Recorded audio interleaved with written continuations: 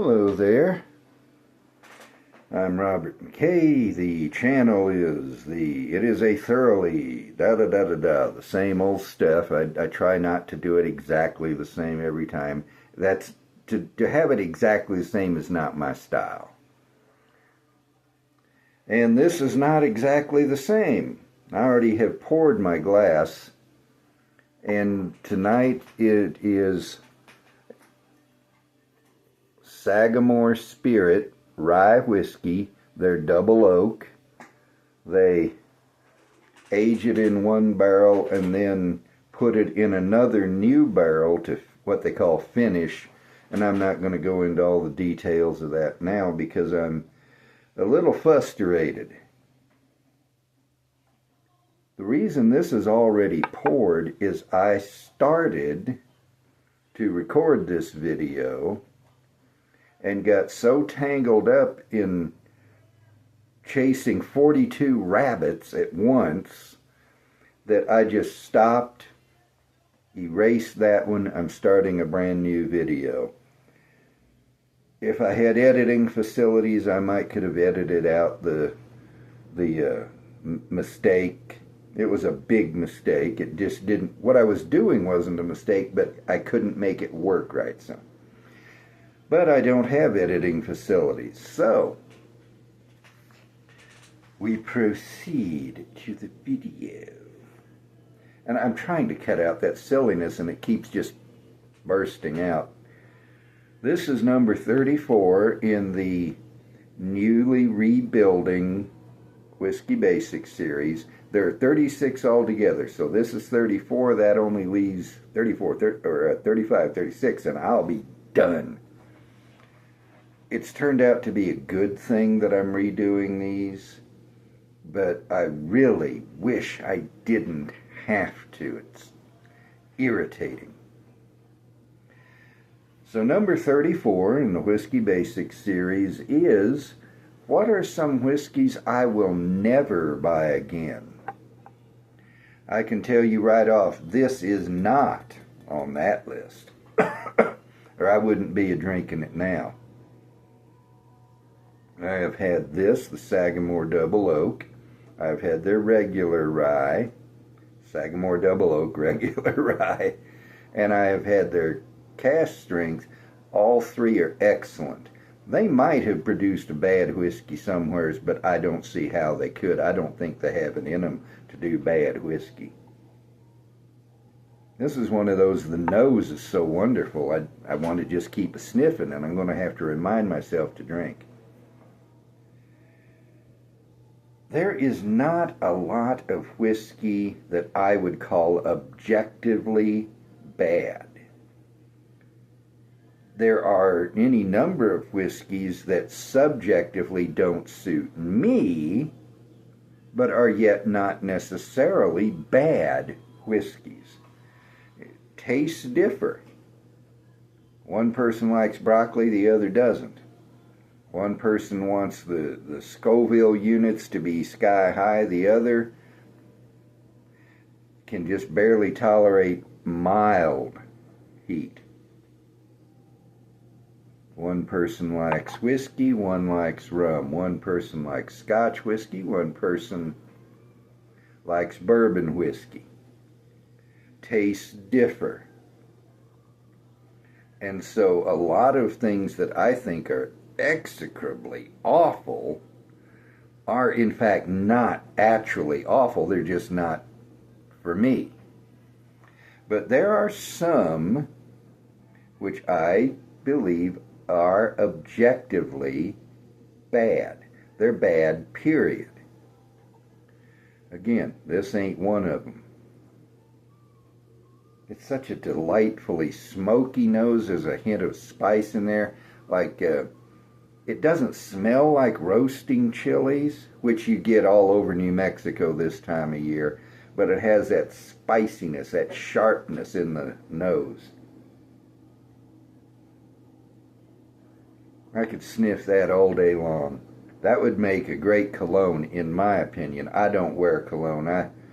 I haven't in, egad, not since the 80s, I don't think.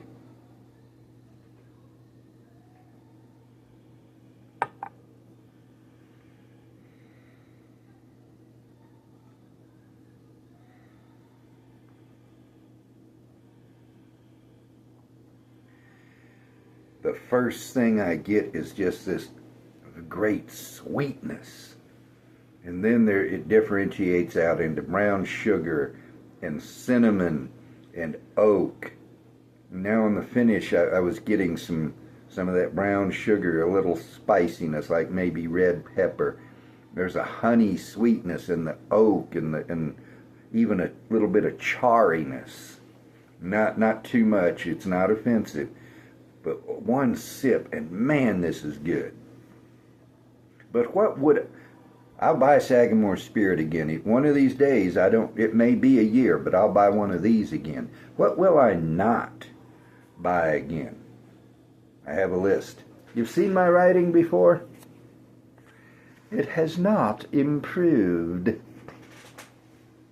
But at least I can write cursive. How many of y'all people out there can read or write cursive? If you can't, I have a secret code here, baby. First one I'll list is also the first one I tried that was that bad. Longhorn, Texas Longhorn, Texas corn whiskey. And I hate to run down anything from Texas. I'm an adopted Texan, but I'm a Texan. I'm a Texas hick. And it shows. You can hear it when I talk. And this is not something I put on. This is how I talk. It come upon me. I lived in Texas and Oklahoma, and I tried to fight it. But it came that I talk like this. And it seems to me this is the natural way to talk. An English accent, a Yankee accent, the non-accent of what used to be California natives. If you ever listen to Joan London, that's how native Californians used to all sound. Now they all sound like this. They're talking so fast, and they're sharpening their consonants, and they're shortening their vowels. And I can't even do it without sounding like I'm mocking. I can't just talk that way. I can't talk that fast. I can't chop my vowels down to nothing, and I can't sharpen all my consonants. My mouth won't do it. But anyway, Longhorn Texas corn whiskey is it's sour. That's all there is to it. It is indubitably, incurably, irrevocably sour. And it's just undrinkable. They sell it at Total Wine, but I don't know how much they sell. It surprises me anybody drinks it at all. Garrison Brothers, another Texas whiskey. The first legal bourbon distillery in Texas. Balcones was the first legal distillery. They got into stores. They released their first whiskey about a year before Garrison Brothers did, but it was a barley whiskey, therefore not a bourbon. Garrison Brothers is the first legal bourbon distillery in Texas. Balcones, by the way, is in Waco, and Garrison Brothers is in High. I have tried the Garrison Brothers boot flask, and it was like chewing on grass clippings. I've tried their small batch. It was okay at first, but the longer the bottle was open, the more it went in the grass clipping direction. An $81 bottle, I think I got it back in January. I was celebrating a personal milestone. I had the money. I said, I'm going to splurge on this. I'm going to find out once and for all what I think of Garrison Brothers. I'll never buy a bottle of their stuff again. Maybe it would be good with some water. I don't know. I like to drink my whiskey straight. I didn't even try it. And I didn't bring a pen, so I'll just have to hope I remember what I've already covered. Next is a third Texas whiskey. I'm killing myself here.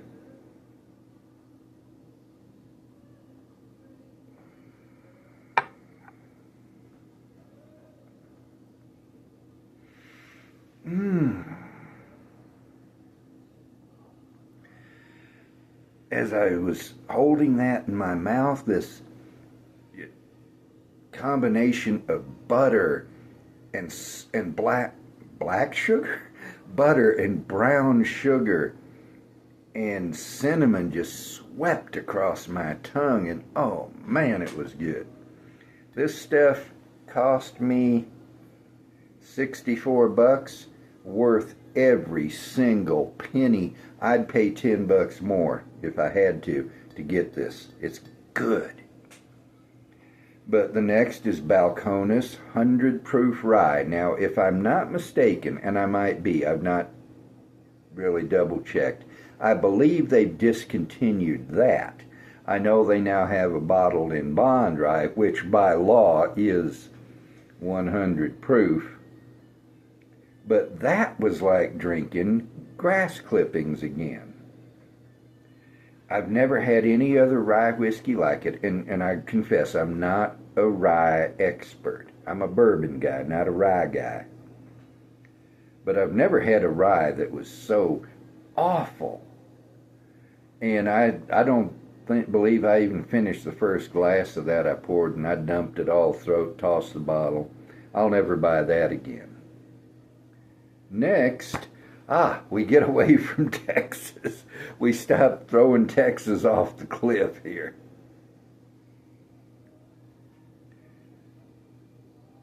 We come to New Mexico Blue. That is a corn whiskey they make right here in Albuquerque. I have been by their distillery. I used to live up in that part of town, and I walked through that neighborhood umpteen times. The distillery is since we moved from that part of Albuquerque. And I've thought about contacting them, see if I could do a tour, but the memory of that New Mexico Blue has kept me from it, even when I'm on vacation and have plenty of time. Remember what I told you about that Longhorn rye whiskey? Why do I keep saying rye? Remember what I told you about that Longhorn corn whiskey? Ditto for the New Mexico Blue, if not more so. It was so sour, I could not finish the first glass. Now, I think I have deduced why corn whiskey tends to sourness. Even Melicorn is sour to an extent. Even Abasolo is sour to an extent. The only corn whiskey I've had that isn't sour is the Baby Blue and the True Blue from Balcones Distilling. And I think what it is it's so grain forward, so corn forward. Meaning the corn is what presents itself first and foremost. I don't have a video on what forward means in this context, so I thought I'd explain it.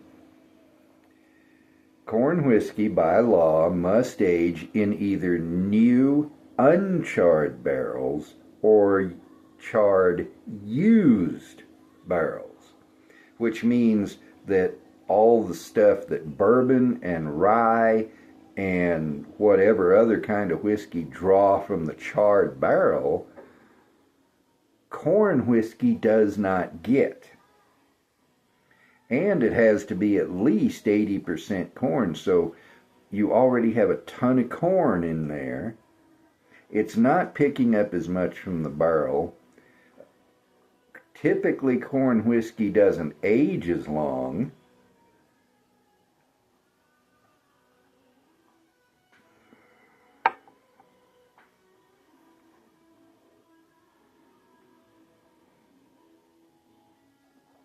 If I could only drink this for the rest of my life, it would not hurt my feelings a single bit. The oldest corn whiskey that I'm certain of is Melicorn. It's the only bottled in bond corn whiskey there is. And so that means it is at least 4 years old. But it's not aging too awful long. I bet it's not a bit more than 4.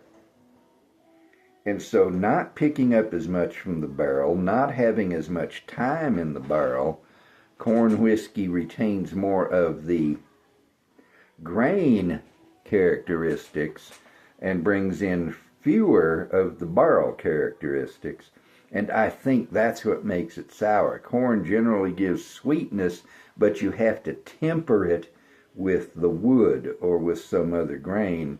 And corn whiskey being at least 80% corn, the grain isn't doing a lot of tempering.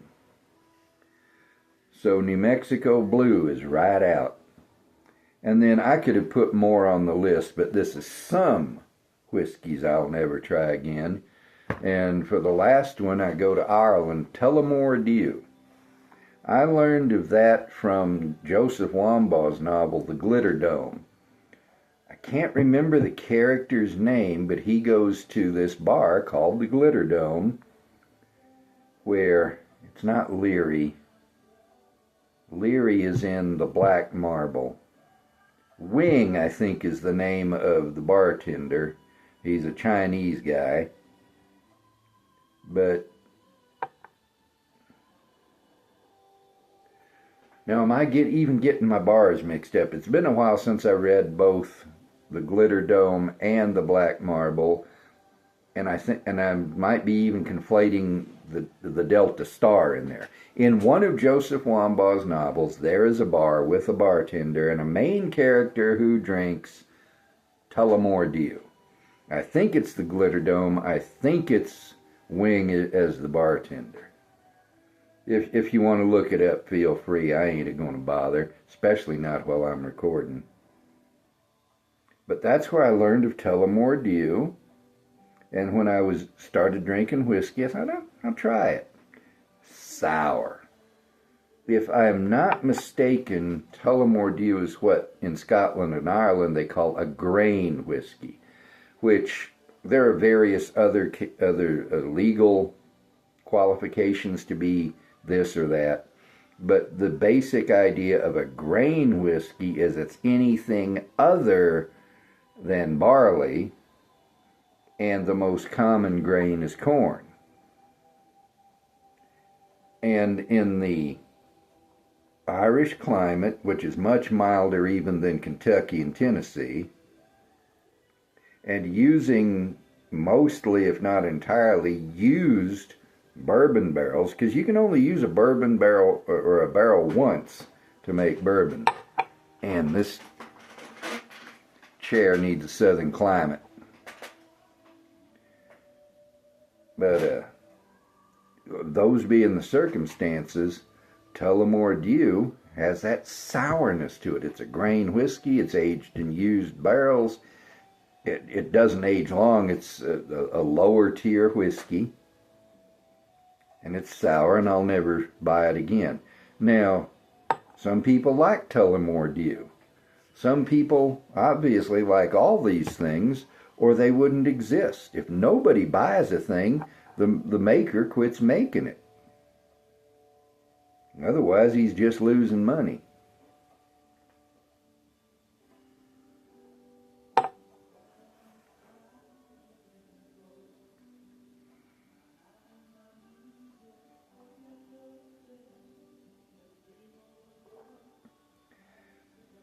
When I hold it in my mouth for a while, red pepper comes in. Not too much, and for me, it doesn't take much to be too much. But I can feel the red pepper on my tongue. I can taste it. Then on the finish, I'm still getting a little of that. I'm getting the oak. I'm getting chocolate, which oak usually turns into for me. High class stuff. Very high class. The Sagamore Spirit is in Maryland. It is, well, the headquarters, or the address at least, is Baltimore, Maryland. I've never been to Baltimore. I've never been to Maryland. I do know that the bloodiest single day in American history from Columbus till today was the Battle of Sharpsburg. That was the battle where Ambrose Burnside pushed his whole division across a single bridge over Antietam Creek, right into the teeth of massed Confederate fire. It was technically a draw. Neither side could legitimately claim victory, but General Robert E. Lee withdrew back into Virginia, so strategically it was a Yankee victory, unfortunately. No, I don't defend slavery. Anyone who defends slavery is at best not grasping the essential nature of the thing. To own a human being is immoral. Period. End of discussion. Don't even try to change my mind. You can't. So no, I'm not defending slavery. But during the entire war, there were slaves in the North. After slavery ended in the South, it continued for 8 more months in the North. So you don't try to tell me the war was about slavery. That's hogwash. That's the unadulterated feces of a male bovine. Lincoln himself said it wasn't about slavery. Ulysses S. Grant said if he thought the war was to end slavery, he would resign his commission and offer his sword to the Confederate side. Grant owned slaves. At least for a while, Abraham Lincoln owned slaves. And Lincoln defended slave owners who were seeking to retrieve slaves who had run away. He served as a lawyer for the slave owners, not for the slaves. He supported the change in the Illinois state constitution, which made it illegal for any free black to settle in the state. So the war wasn't about slavery. It was a moral evil. Many Southerners understood this. What the Southerners wanted was for the Yankees to just let them alone to govern themselves and to find their own way out of slavery, just as most of the North had already done. With the exception, of course, that the South couldn't sell its slaves south, as the Yankees had done when their states abolished it. So Maryland is where Antietam Creek is, the town of Sharpsburg, which we named the battle after. At least in the South, we call it Sharpsburg. And whatever the evils that have occurred, that are occurring in the United States, very clumsy segue. This is good whiskey. These are bad whiskeys. And rather than go on another rant, which you are not watching this video for, I'm going to make a suggestion before I end the video. Just for grins and giggles, if you like this video, rant accepted maybe, if you like the channel, whatever, I have 68 subscribers right now. Let's just see how many will put something in a comment. You know, all it can be is a middle finger. You know, if you think I'm stupid and you want to give me a middle finger, fine, make that comment. I think that's stupid, but you're right. You know, you can use the whiskey glass emoji. You can use an emoticon. You can say... You can use words like, will you shut your stupid face, you stupid such and such? You know, I'm just curious to see how many of y'all are actually watching these videos. And if you don't want to do anything in a comment, that's fine. This is not an official poll. There's no reward for participation. There's no punishment for non-participation. I would like to say if... I'll take all the comments and put them in a randomizer and send out a free bottle. But no, I'm not doing that. If the channel increases enough, maybe at a future date, but no, not for 68 subscribers. I'm sorry, did I take you lightly? It's okay, I take myself lightly. Don't ever take yourself too seriously, folks. It makes you miserable, and it makes everyone around you miserable, and they take you lightly because you're taking yourself so seriously.